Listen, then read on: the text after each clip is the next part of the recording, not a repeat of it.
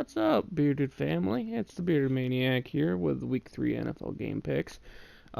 We had a horrible week last week. We went 7-9, bringing our record to 18, 13, and 1 overall. I think last week I went too heavy with the upsets, picking teams like Minnesota over Green Bay, picking teams like New York over Buffalo, Pittsburgh over Seattle. I just went too heavy with the upsets. So we thought more rationally this week. I want to try to go more into the reasoning behind it. But if I leave my explanations lackluster to your liking, just comment down below what matchup you want me to get into more detail about and after I get out of work. Or if it's Thursday morning, I will gladly respond with a more in-depth explanation. First matchup, we have Thursday Night Football, Tennessee at Jacksonville. Now, currently, I've heard that Ramsey wants out of Jacksonville. He wants to play for a contender, and Jacksonville's hesitant to trade him. There have been teams that are interested, but feel like Jacksonville is asking too much, and I think they're asking too much on purpose. So by Thursday, he might not be on the team. He might, who knows. But I'm doing it with the knowledge I have now. I'm still picking Tennessee. The major difference in this matchup for me is the run game, and I love Derrick Henry a hell of a lot more than I like Leonard Fournette. And although I don't trust Mariota that much, I think I trust him a little bit more than Gardner Minshew because I think the Titans' defense is highly underrated. I think against the Jacksonville defense, Delaney Walker should open up enough holes. But even then, I think it's going to be the legs of Derrick Henry that really carry the Titans to. I think it's going to be a close victory. If I had to guess, I would say 21-18 or 21-17. And you get Detroit at Philadelphia. I'm picking Philadelphia in this one. Detroit is currently undefeated. Philadelphia did struggle mightily the last 2 weeks against Washington and Atlanta. So going up against Matthew Stafford in that offense, it looks much improved with Golladay and Kerryon Johnson all getting better. And that defense does look really good. I'm still picking Philly here overall from top to bottom. I think the roster is much more solid. I think Carson Wentz will bounce back every game he gets, especially after the injuries he suffered. I think he'll get into more rhythm. They'll start playing better, quicker, more consistently. At least I'm hoping so. And I honestly really like Jenkins in this matchup for the Eagles. And he gets the New York Jets at the New England Patriots. Now, if you are into football, you've probably seen this statistic already, but this is the first time in a long time. In fact, first time since the strike season that two teams have been favored by over 20 points, that being the New England Patriots and the Dallas Cowboys. The New York Jets on their third-string quarterback, Luke Falk, who actually looked pretty good in his Jets debut last week, but outside of him, Le'Veon Bell's the only real threat to the team. They benched Jamal Adams for a bad read. They benched their best corner because he struggled. They're just not sending the right message to the team. They're facing the New England Patriots, who the major weak point for them is their offensive line. So against the defensive line of the New York Jets, if the Jets want to pull off an upset, they're going to have to get to Brady. And it's going to be interesting to see how they handle the offensive line issues, if Cannon will be healthy enough to play this week, or if they'll hold him out for another couple weeks. I'm picking the New England Patriots here. I think the final score is going to be 35-14. And then you have Oakland at Minnesota. I'm picking Minnesota here, and although I don't trust Kirk Cousins as far as I could throw him with my pinky toe, something about the Raiders' defense makes me think that they're going to struggle with Dalvin Cook. And this game screams whoever has a more stable run game is going to win. And one thing that honestly concerns me about Oakland is, from what I've heard, Tyrell Williams is going to be playing through an injury. I believe he's not 100%, and I think that's going to be the major difference maker here because the Vikings defense is elite. And you need to be at 100% to beat them if you're a team like the Raiders. Derek Carr can carry him to victory. Josh Jacobs can carry him to victory. So can Waller at tight end. It's going to be tough. The Raiders can do it, but I'm still picking the Vikings. Like I said, I'm not picking that many upsets here. Then you got the Baltimore Ravens at the Kansas City Chiefs. Now this is where I go bold.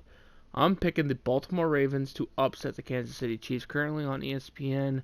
I'm not sure what source they use for the spreads, but Kansas City is favored by 6.5.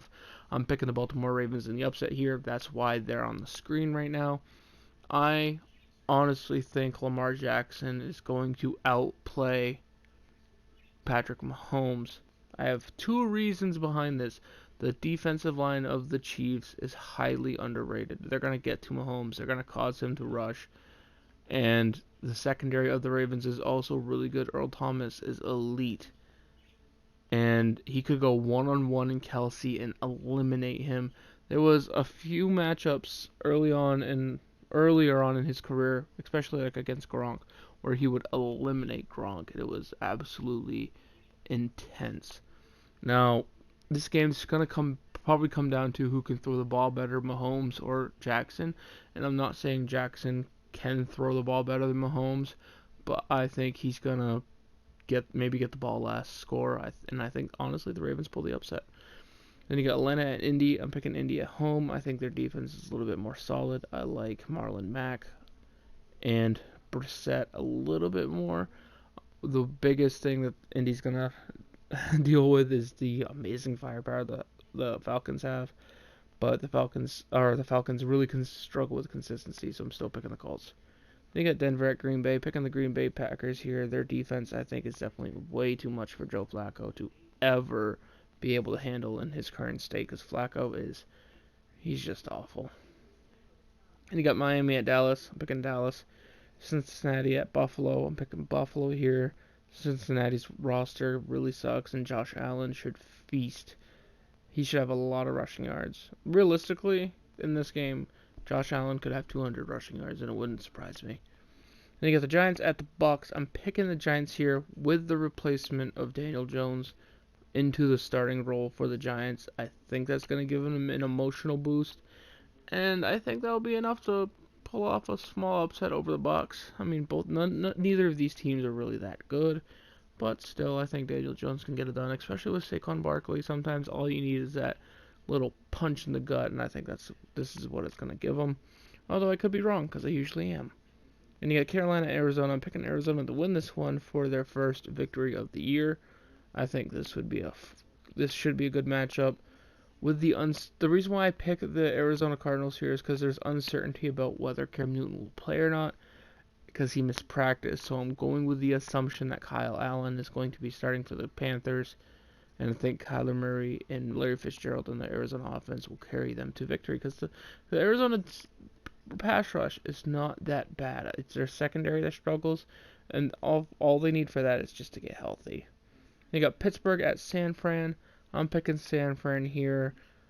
Richard Sherman-led defense going up against a quarterback making his first career start. Doesn't bode well for that starter, although he does have weapons with Juju Smith-Schuster, James Conner when healthy, Vince McDonald when actually playing consistently. Hopefully Nix gets healthy here. I think this is going to be a good game, and I think Rudolph is going to make it closer than most would think, but I'm still picking San Fran here, mainly because their run game is honestly, I think, a lot more stable with multiple running backs who can gash you, who can catch the ball, stuff like that. Plus, George Kittle, better tight end, better running back core. Now, James Conner overall is probably the best running back, but I like the core of the 49ers a little bit better. Probably the better quarterback. I'm not sure by how much, because Jimmy Garoppolo's been inconsistent, and probably right now the better defense, because with the addition of Minkah Fitzpatrick to the Steelers, it does give him a really, really big boost, but I'm not sure how much he'll be acclimated to their game plan, considering he just joined, but we shall see.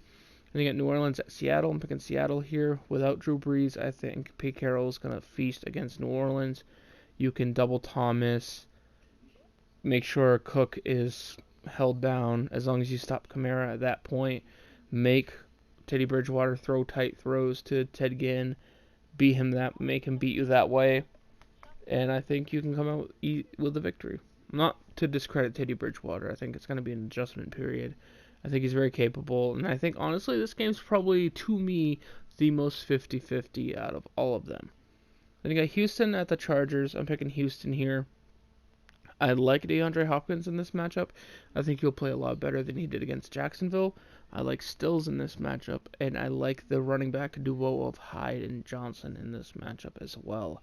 One thing I do not like about this matchup is the Chargers offensive line against the Houston pass rush. There's a rookie again on the Texans line. I believe he's an interior lineman. I can't exactly remember his name because the last name is hard to pronounce. And I haven't watched much tape on him, but he should be a big role in this game. I think he'll do really well. Chargers offense should do relatively well, although they've been wildly inconsistent coming off a tough loss to Detroit. It'll be interesting to see how they respond at home. But Houston's coming off a close win at Jacksonville, and I feel like they're going to be playing to prove that wasn't a fluke. And it's going to be interesting here, honestly, because the loser goes to 1-2. And in the AFC at this point in the season, that might not bode too well, although Indianapolis last year made the playoffs after going 0-4. Going 1-2 compared to 2-1 in a tough AFC like this can make a huge difference, especially when you got teams like Indy, who's looking solid, Tennessee, who's a contender, Kansas City in your division, especially for the Chargers, Oakland, who looks pretty good so far, I should say. It's going to be tough. And you get the Rams at the Cleveland Browns. The Cleveland Browns probably absolutely need to win this one. Not so much for if they lose this one, they're doomed. I'm not saying that. They need to win this one because if they can beat the Rams, they will probably get the monkey off their back of everyone saying, oh, the Rams aren't that good, oh, the Rams are trash, stuff like that. Because, yes, they beat the Jets on Monday Night Football, but that was the Jets, who you knocked out their second-string quarterback because their first-string quarterback has mono. And I'm hearing news that Sam Darnold might be back for Week 5, so hopefully that's true. I want him back as healthy as possible because the Jets are much more entertaining when he's in, especially when he's supposed to be the face of their franchise. I can't pick Cleveland here. I can't. Honestly, I love the chances Cleveland has. They're probably have a better chance of winning this than most would think. I like Chubb here. If Kareem Hunt wasn't suspended, I would probably make this closer to 50-50. And the reason why I say that is because Goff is a quarterback that to me screams creature of habit. He is a quarterback that you can force into the same mistakes, and he can learn from them because he does, but he'll eventually keep making those mistakes. Like he'll fall back into the same pattern. And the Cleveland Browns have the pass rush to make him do that. The Rams have a good offensive line and a great run game with a three-headed monster. But the pass rush of the Browns is legit. Myles Garrett, I believe, has 5 sacks in the first 2 games. If he can disrupt Goff, get him under pressure, maybe sack him once or twice, the Browns secondary, who Greedy Williams had a bounce-back game in Week 2 against the Jets. Like I said, it's against Jets, though. And Denzel Ward, if they have the weapons it takes to slow down the Rams. The issue there is the offense. Although I like Odell Beckham and Jarvis Landry, I like the combination there. I like Njoku, I like Chubb. The thing that worries me there is Aaron Donald versus that offensive line of the Cleveland Browns. And that's where I think the Browns fall short. I think Baker Mayfield gets sacked 5 times or more, and that's that. And then you have the Chicago Bears at the Washington Redskins. I believe this is Monday Night Football. I'm picking Chicago here. Overall, Khalil Mack and that defense should handle Chicago's offensive line, limit the run game behind Adrian Peterson and Thompson, and I think after that, it's just going to be on Case Keenum's arm to win this one for Washington, and I don't trust his arm against a possibly elite defense like the Chicago Bears. It should be interesting. Now, 3 bold predictions I will make. This is going to be something that's new to all Game Pick videos from now on. 3 bold predictions I am going to make is 1. In the Los Angeles Rams game, Aaron Donald will have 3 sacks against the Cleveland Browns. You might not consider that bold, but I think for an interior defensive lineman to have 3 sacks in one game, I think that's plenty bold enough. My second bold prediction is Daniel Jones of the New York Giants against Tampa Bay will have over 400 yards and 3 touchdowns in his debut. Now, Is that bold? I think with the current roster of wide receivers the Giants have with injuries and stuff like that, I think that's plenty bold. And do I think he'll do it? I think the chances are probably around 2% at best. But that's my bold prediction. And in the Baltimore-Kansas City game, my bold prediction is these two quarterbacks will combine for 900 passing yards, 200 rushing yards, and 8 touchdowns at least. You heard me. 900 passing yards, 200 rushing yards, and 8 touchdowns. Whether it be rushing or passing touchdowns. Now, I will explain that one real quick because that's crazy. One reason why I say that is because Kansas City Chiefs defense isn't that solidified. Lamar Jackson can have a lot of rushing yards, and Hollywood Brown, I think, can blow the top off the Chiefs defense. Although the Chiefs defense does have an advantage practicing against receivers like Tyreek Hill before, so they do have experience against a similar speedy type receiver like Hollywood Brown, although Hollywood Brown is bigger. I like Mark Andrews in this matchup also against Kansas City Chiefs defense. And overall, I think if I had to break it down, I think Lamar Jackson probably has 400 of that because I think this is going to be a shootout. I think this is going to be a shootout no one sees coming, and it's going to be good. And that Ravens defense, although it is good, bold prediction-wise, Mahomes could light them up like they did in the Los Angeles Rams last year. This should be a good game. That bold prediction most likely won't come true, but I wanted to make one really bold for the debut of the bold predictions at the end of the game picks. Anyway, guys, thank you for watching. I'll see you in the next one. I hope you have a good day. Peace.